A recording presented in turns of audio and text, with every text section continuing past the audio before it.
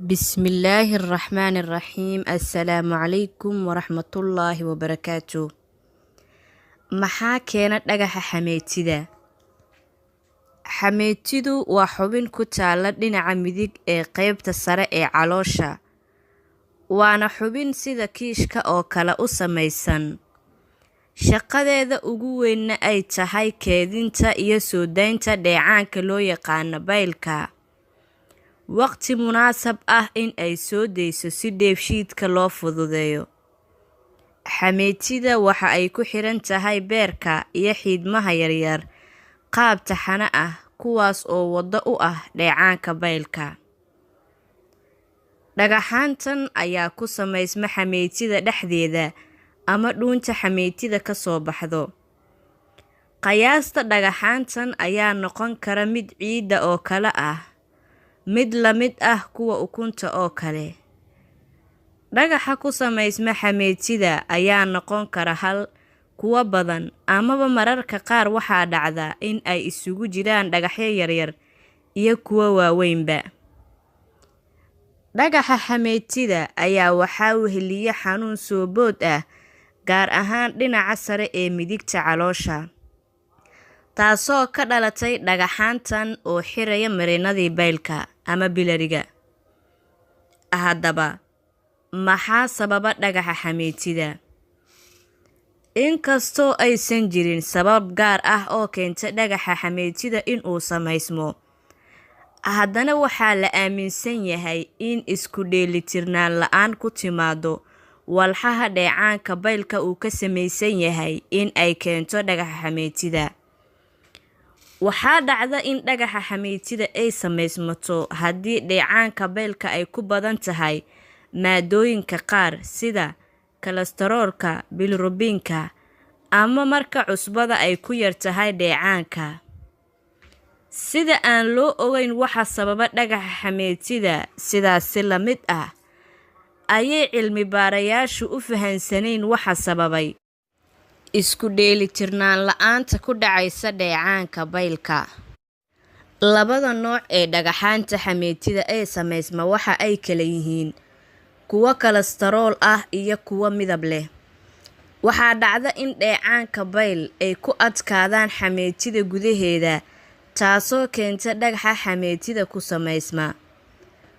80% ee dhagaxa xameetida waxa ay ka samaysan yihiin kolestarool, halka 20% ay ka samaysan yihiin cusbada kaalshiyamka iyo maadada bilirubinka. Waxaana loo qaybiyaa dhagaxaanta midabka. Dhagaxyada kolestaroolka midabka ay leeyihiin badanaa waa jaalle ama cagaar midabkooda, kuwaas oo ka samaysmaan dhagaxaan kolestaroolka. Dhagaxaanta midabka ka duwan waxa ay ka samaysan yihiin maadada bilirubinka ah, midabkooda waa mugdi oo aan saa u muuqan. Xameetida waxa ay u baahan tahay in ay dheecaanka baylka ay bannaanka u soo bixiso si ay shaqadeeda ugu qabsato habsami socodka. Waxaa dhacda mararka qaar in dheecaanka baylka ay bannaanka xameetida wada imaan, tan oo keeni karta in dheecaanka uu ku bato xameetida gudaheeda. Arrinkan ayaa sababa in dhagaxa xameetida uu samaysmo. Haddaba, yaa halis ugu jira cudurkan? Inkastoo jirkaaga uu soo saaro kolestarool si dabiici ah, waxaad qaadan kartaa kolestarool kaa badan cunto ahaan. Dhagaxa xameetida waxa ay ku badan tahay in ay ka yimaadaan cuntooyinka la cunay. Waxa ay ka kooban yihiin dadka halista ugu jira dhagaxa xameetida waxaa ka mid ah: 1. Dadka miisaankooda uu culus yahay. 2. Dadka cuna cuntooyinka ay ku badan tahay kolestaroolka. 3. Dadka qaba xanuunka sonkorowga nooca 2. 4. Dumarka. 5. Waqtiga uurka. 6. Dadka da'da ah, gaar ahaan kuwa ka weyn 60 iyo kor u sii dhaafay. 7. Dadka qoyskooda qaba ama laga helay dhagaxa xameetida. Iyo qodobka ugu dambeeya oo ah dadka isticmaala daawooyinka hoos u dhiga kolestaroolka. Ha hilmaamin in aad daawooyinkaada qaadatid aadna ku qaadato waqti. ha joojinin daawooyinka aad qaadanaysid adigoo kala tashanaya dhakhtarkaaga. Haddaba astaamaha, calaamadaha ama waxyaalaha lagu garto dhagxaanta xameetida waa maxay? Waxaa laga yaabaa oo badanaa dhacda in qofka aysan ka soo muuqan wax astaan ah. Xanuunka ayaa la dareemaa marka uu dhagaxa xameetida xiro marinada. Marka aad dhakhtarkaaga soo booqato ayaa laga yaabaa in uu ku arko raajada ama kombiyuutarka ultrasound. Mararka qaar astaamaha laga yaaba in ay ka soo muuqdaan dadka qaar waxaa ka mid ah qandho, sidoo kale xanuun lama filaan ah oo soo booda ah oo sii xoogsanaya midigta sare ee calooshana laga dareemo. Waxaa ka mid ah qofka inuu isku arko cagaarshow, sidoo kale lalabo ama matag. Waxaa kaloo ka mid ah astaamihiisa saxaro sida dhoobada oo kale ah, iyo indhaha ama maqaarka oo midabka jaallo ka soo muuqda sida cudurka cagaarshowga. Qaabkee ayaa looga hortagi karaa dhagaxa xameetida?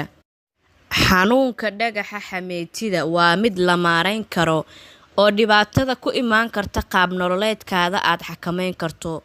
Waxaa adag in laga hortago dhagaxan samaysankiisa. Sida ugu wanaagsan ee lagu yareyn karo amaba hoos loogu dhigi karo in dhagaxan uu ku samaysmo xameetida waxaa ka mid ah cuntooyin dheelitiran oo ha ka boodin waqtigooda. Cun biyo kugu filan ama cab biyo kugu filan adigoo ku dadaalaya in aad qaadato xaddi kugu filan. Miisaanka oo hal mar hoos loo rido waxa ay ka mid tahay waxyaabaha aad u saacida in uu samaysmo dhagaxan. Talo: ilaali ballanta aad la dhigatay dhakhtarkaaga oo la socodsii halka ay maraysa xaaladaada caafimaad. La xiriir goobta caafimaad ee kuugu dhow amaba la socodsii dhakhtarkaaga haddii aad iska dareento wax ka mid ah astaamaha aan horay u soo sheegay.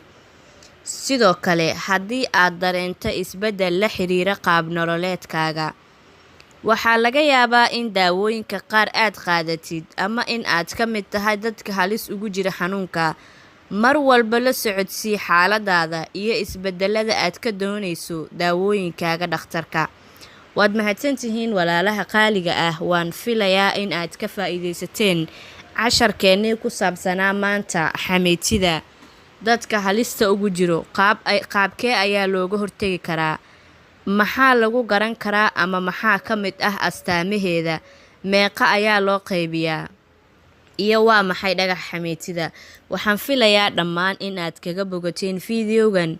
Fadlan like inoo saara fiidiyowga, asxaabtaadana u sheer garee. Haddii aad nagu cusub tahayna ku soo biir janalkeena. Wassalaamu calaykum.